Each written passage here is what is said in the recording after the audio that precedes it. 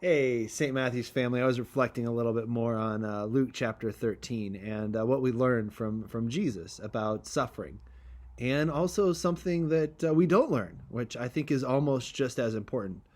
Yesterday we learned that suffering is not a form of punishment for sin. We also learned that just because suffering is not a punishment for sin doesn't mean that it's disconnected from sin.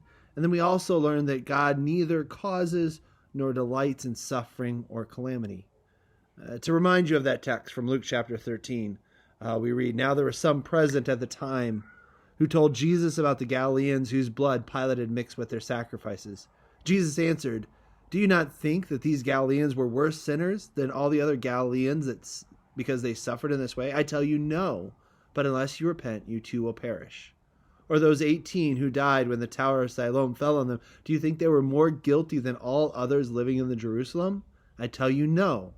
But unless you repent, you too will all perish." See, they're asking, why are these people suffering? And that's a question that theologians call theodicy. The question of why bad things happen in this world and where is God in all of that? And Jesus doesn't answer that question.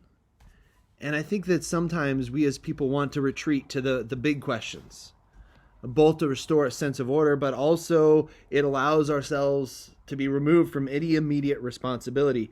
It's easy to ask, why did this happen, and wring our hands and sit in the sidelines and do nothing, changing nothing, influencing nothing.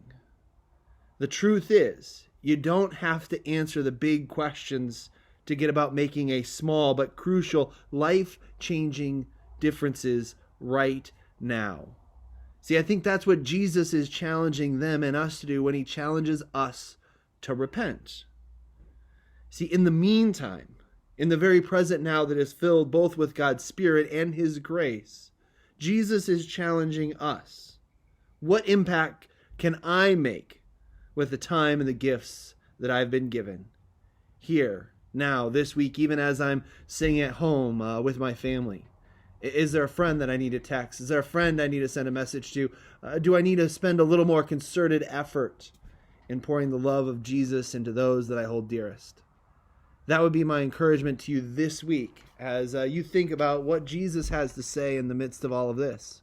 Jesus doesn't always answer the big questions because he wants to get us to get about living out lives of love and grace with those people that God has placed around us. May God bless you this week. Have a great one. Bye.